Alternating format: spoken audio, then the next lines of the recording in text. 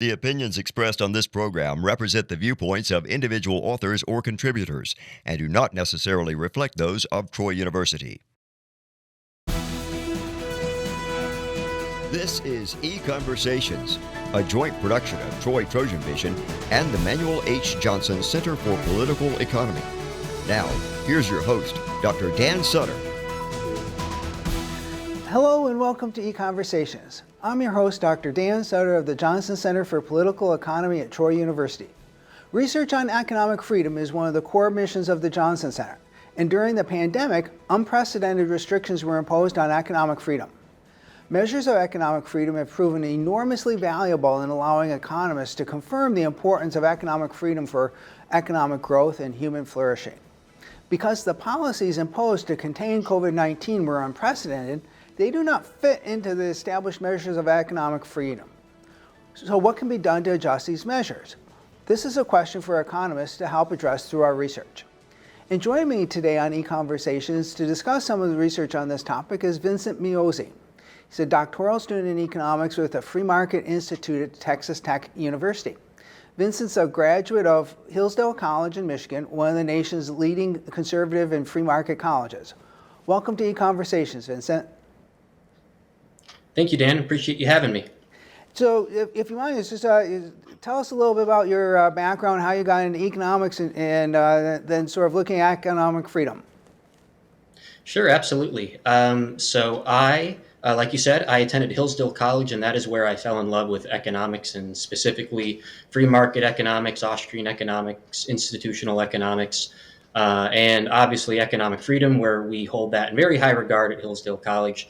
And that led me to Texas Tech to work with the Free Market Institute there, where I've been fortunate enough to work with a number of scholars and fellow graduate students, and now new PhDs working on these specific topics on economic freedom, and that's a little bit about that. Well, today we're going to be talking about some research that you've co-authored with Ben Powell, who's been on this program before, and I've known for years. And so tell us a little bit about this project that you got into. Yeah, absolutely. So the key idea with this project is we just wanted to better measure relative economic freedom in 2020. And that was obviously tricky with the coronavirus pandemic because, like you said in kind of the brief introduction, existing measures of economic freedom don't really capture a lot of these new responses to COVID-19, particularly the regulations that were put in place by governments, not just here in the United States, but across the world. And so that was kind of this motivation for this project, because economic freedom, as I'm sure we'll discuss, is very important for a lot of desirable outcomes for society. A pandemic like this that was met with such a big regulatory response, it's very important to kind of look at those effects, especially for future work related to the trade-offs between health concerns and regulation and the economic freedom that we desire here. So we've used this term economic freedom, but we should probably explain a little bit for viewers exactly what we mean, what Sure. we as economists have in mind when we talk about economic freedom.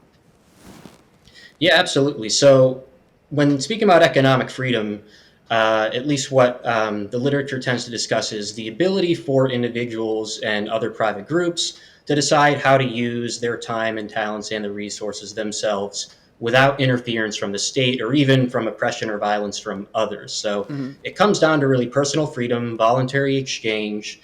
Are markets relatively open? Do you have well-defined property rights so you don't have that coercion from other parties? Basically, can you buy, sell, trade, invest, take risk without coercion by some other party? And the folks at the Fraser Institute, you have their maps up there behind the Fraser Institute has been measuring economic freedom now for, well, I guess close to 30 years. That's sort of the metric that we've used and economists have used in hundreds of different papers now, right? Absolutely. It's a very well-renowned index. It's used in all sorts of research, whether it's specific policy research or academic research, like some of my work. It's very well known and very credible. What started off, I know, initially as just a dozen or so components and variables. It has expanded now to 43 different variables, looking at the institutions that can help measure what we mean by economic freedom. They're trying to measure to the extent, do a country's institutions support this thing of economic freedom that we've been discussing. And this is important because, economists going back all the way to Adam Smith have claimed that markets help lead to prosperity and human flourishing, but it's a metric like this that allows us to actually sort of test that, right?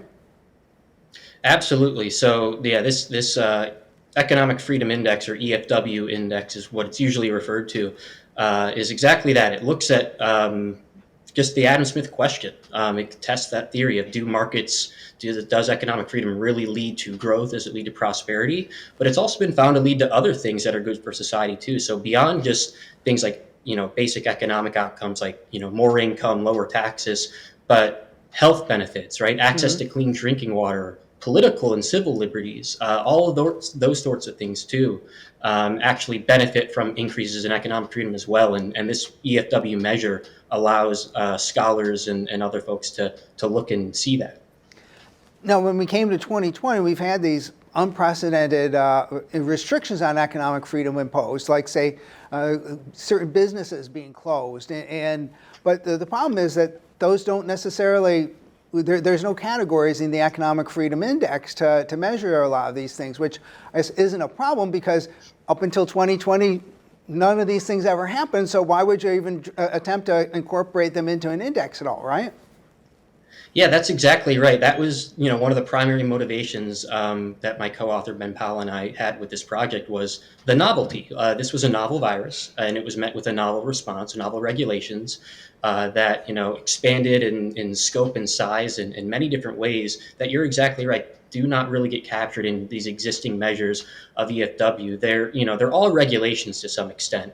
But with even the regulation areas of economic freedom, those specific components don't actually capture a lot of these newer regulations. They might look at minimum wage laws and other things like that, but they're not really capturing these new things like business closures, school closings, all those sorts of things. So that was the motivation, is we wanted to respond to this novel virus, right? There's novel regulations. So how do we capture those and better measure relative economic freedom in 2020? Because that was certainly going to be changed.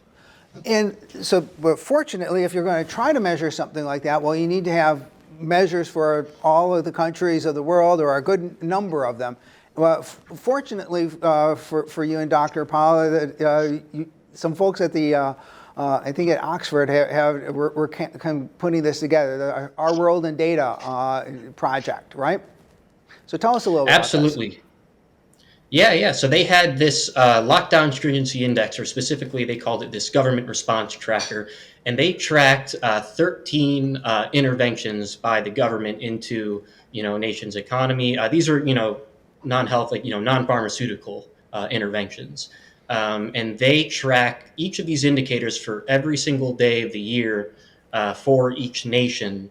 And we wanted to take that data and merge it into the Economic Freedom of the World Index to help better measure relative economic freedom. So that's what where Dr. Powell and I worked to adjust that COVID index as well, because some of the indicators they weren't explicit restrictions on economic freedom. And so, for example, they had a vaccination indicator, but it wasn't a mandatory vaccine. It was just, are they available or not? So that's not a mandatory restriction. So those are the types of things that we had to do to adjust the index to merge it into EFW. So yeah, just talk a little bit about what is involved here, because somebody might think like, oh, okay, you get this data and you'll just be able to easily add it in there. But there's actually quite a few things you have to do here to turn these measures for every country into something usable you can use for economic freedom. Absolutely. So the Economic Freedom Index, it scores countries on a scale of 0 to 10, 10 being the most economically free you can be. And this COVID index from the Oxford Our World in Data project, it actually has a 0 to 100 scale, but 100 was their stringent response. So 100 is the most stringent that a country could be. And so what we had to do was we had to invert that. We had to turn it around to have the higher number be the free number. And we also had to rescale it to scale of 0 to 10 in order to fit it into the Fraser Index of Economic Freedom.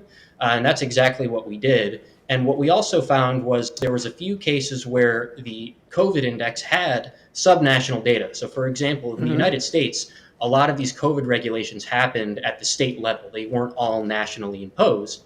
And so there was wide variation across states. You could think of states like California. You could think of states like South Dakota or Texas or Florida, right? New York, all very different.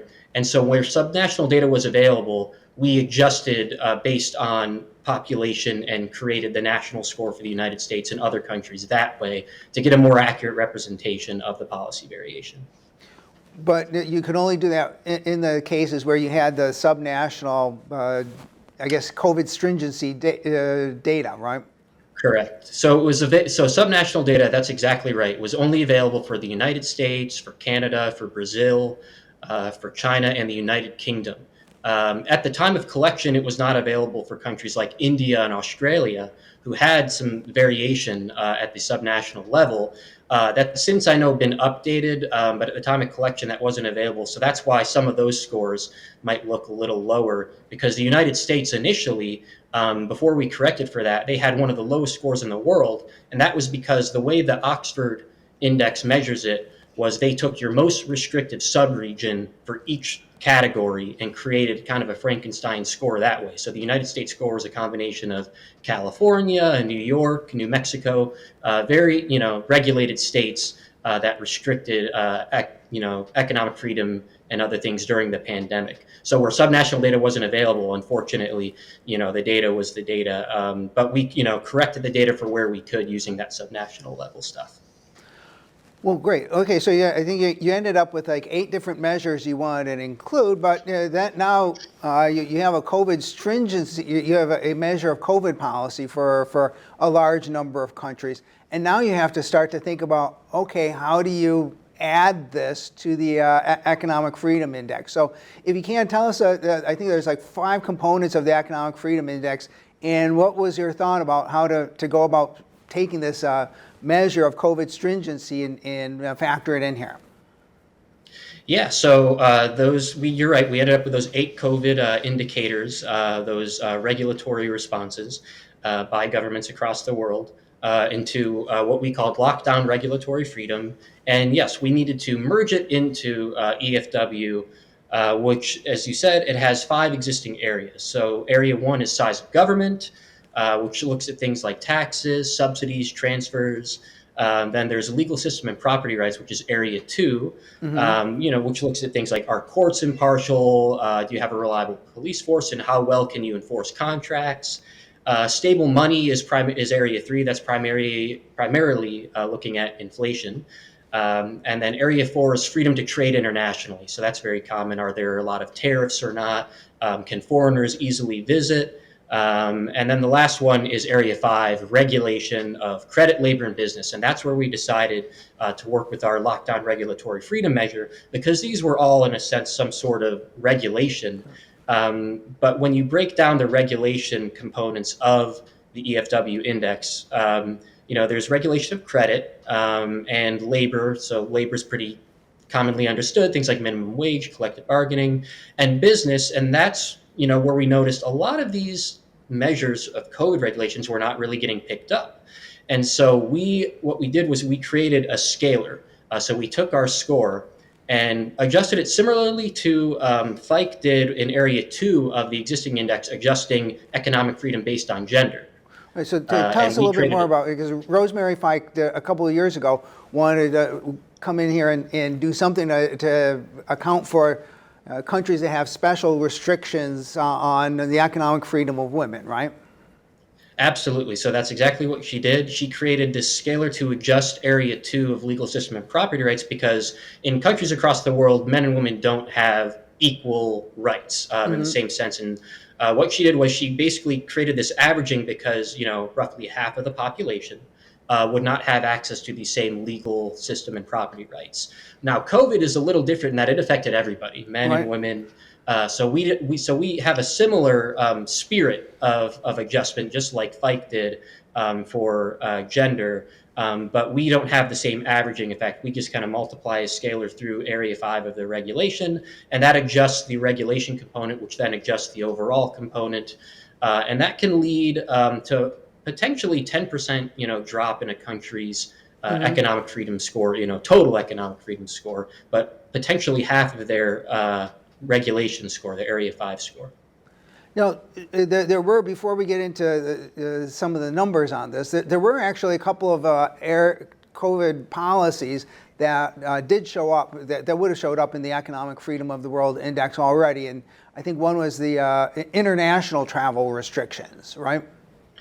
Absolutely right. So the Oxford Index did have a measure for international travel restrictions, but we did drop that from the analysis for this paper because EFW already calculates Right. that in Area 4, freedom to trade.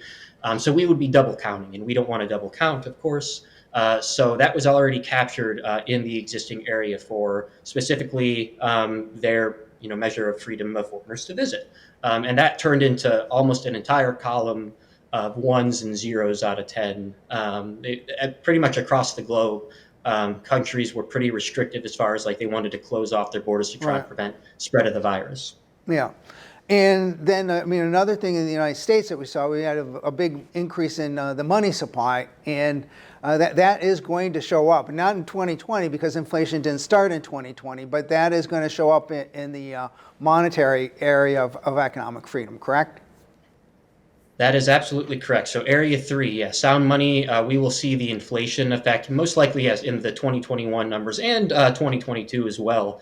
But in 2020, that wasn't necessarily captured right away. But on that note, if you go to Area 1, too, with size of government, there's a little bit of an effect being picked up because there was obviously a big fiscal stimulus package and all of that sort of stuff that's getting picked up as well. But there was still a lot of things being missed. And that was again, the motivation of this paper was there's still a lot of COVID regulations that are just very new, not being captured in the existing index. So that's what we wanted to do to better measure economic freedom. So there's two sets of numbers we want to look at. First off, will be the actual lockdown freedom as you measured it here. So we have the top, the freest countries on the lockdown freedom. And most of these were smaller countries or less developed countries where it seems like they just didn't do very much. But off of your list, there were some things that were kind of interesting in there, just sort of looking at that list and trying to eyeball. It was like news reports and everything. Did they line up? One was that countries like New Zealand and Australia, especially New Zealand, turned out relatively well in terms of the lockdown freedom. But that was really sort of due to the one policy they were really able to use, especially in 2020, to protect themselves from COVID, right? Absolutely. So New Zealand's lockdown policies, at least in 2020, were relatively concentrated on closing their borders and limiting foreigners to visit. The idea was, being like that island nation, they could limit the spread of the virus within their borders if they just kind of close off their borders. And so that was their policy in 2020. And that's what we noticed in the data was that was really where they targeted it. Across the other, of the 8 indicators that we looked at for COVID regulations, they were actually relatively free within their borders. It wasn't until, like you said, 2021, where the virus actually made its way in New Zealand, and they started to enforce some other COVID restrictions as well. Right. And then another country that got a lot of attention was Sweden, because they, at one level, rejected lockdown policies, and there were a lot of comparisons made between Sweden and the other Scandinavian countries. But on your measures, you see, like in the top 10, we have Finland, and then like Sweden and Norway are right behind there, just out of the top 10. They were all sort of, I guess those differences were overblown in the media. The other Scandinavian countries had a relatively light touch as well, didn't they? Yes, absolutely. So what we actually noticed is that the Nordic countries really stood out as a group. So it wasn't just Sweden. But like you mentioned, Finland actually made its way in the top 10, Norway, all of these other countries in that region, they actually stood out as a group as far as having a relatively light approach to regulations. It was primarily voluntary as far as their approach to responding to the COVID-19 pandemic. But some of it, was really because I think Sweden, they did have a 10 out of 10 in one of their indicators, which was face coverings, masks. And so that seemed to be a very hot topic issue, in the news and the media. So I know that was probably part of why they were held up to as an example of a relatively free country, which they were. Again, the Nordic countries really stood out, overall, not just Sweden. And so now we're ready to try and adjust the economic freedom. But before we talk together, we have the list of the before adjustments. Who were the freest countries? And not surprisingly, Hong Kong led the list as it usually does most years. All right. Yes, absolutely. Yeah, Hong Kong history of high economic freedom. They were still towards the top of the list. And although one thing I remember had Bob Lawson on here, who's the lead author on a lot of this on this index, and there was a pretty notable decline even before you adjust for COVID in the average score across the globe in 2020. So now let's look. Let's look once we make some adjustments. Who remain the freest countries? And so I have the top 10 up here, and we see that Hong Kong remains up there as number one. And all of these scores went down somewhat when you make your adjustments, right? Yeah. So most of them gone down. There was actually a few cases where some scores did increase, and a lot of that had to do, for example, our working theory is that some of these countries that had relatively freer responses to COVID-19, they were lacking state capacity, unable to effectively enforce a specific lockdown. And so they had some very high lockdown regulatory freedom scores. And so their scores actually went up ever so slightly. But overall, it's pretty clear that COVID regulations really lowered countries, all around the world as far as economic freedom. And, interestingly, Sweden doesn't quite make the top 10, but certainly Finland and Denmark were in the top 10. Denmark actually scores quite well in economic freedom other than the size of government. So despite the thoughts of the Scandinavian countries as socialist in some ways, they're quite free other than having a big government. So these are some of the top scores, but probably what's more interesting is to see the countries that had big changes in their Yes. in their scores, because that's where we sort of see what the effect was. So some of the countries that went down the most. So tell us a little about some of these countries that went down the most or went up the most, or countries that would be of note that we might care about. Yeah, absolutely. So Australia was, of course, was held up a lot as far as a country, that had a very stringent COVID response, and this was across the board. So unlike New Zealand, that relatively concentrated things, on their border, Australia had pretty low indicators. Again, they were lacking some subnational data, but they were only made up of 6 states and 2 territories. So we don't think those effects are going to be quite as big as something like the United States. But Australia, with being relatively free in the past, in fact, one of the top nations as far as economic freedom, their drop is arguably the most shocking as far as moving down the list. I mean, they fall out of the top 10, they nearly fall out of the top 25. It's a very significant drop. Other countries that had really big drops, countries like Italy, they fell 26 spots in their ranking. Peru fell 25 spots. The Bahamas fell almost 40 spots in their rankings, where some countries jumped up quite a bit. Nicaragua was the highest as far as improving in their ranking, 43 spots. And then there's other nations too that are not very, not as developed, historically unfree. And again, our theory is, they couldn't really enforce lockdowns as well. And they jumped up in their relative rankings around other countries like Seychelles, Tanzania. They were some of the top movers overall in their EFW ranking. And in terms of movement, there's two things. One would be the question of how much your score might have been adjusted downwards, but it's also relative to how many neighbors are very close. Because if you're in a part where the scores are relatively far apart, a 1/10 of a point adjustment may not drop you behind very many countries. So where the countries are really bunched together, that's probably where you're seeing more ability for countries to have really big changes. Absolutely. That's exactly right. And what's interesting too is when we do make our COVID adjustments compared to the United Index, relative rankings, they change quite a bit, but as far as the magnitude of change, there's quite significant change as well. So overall, as far as the direction of movements, almost 30% of countries kind of change their directions when we make our COVID adjustment. So countries that went up in rankings actually went down in rankings with our adjustment, and countries that went up in rankings after our adjustment. And the pure magnitude as well. Countries, in the unadjusted index might have only went up or down 2 or 3 spots, but in our index, those jumps tend to be very big. For those countries that did move in the same direction, you had over 30% move in a greater than a standard deviation from their original ranking spot. So very big changes once we adjust for.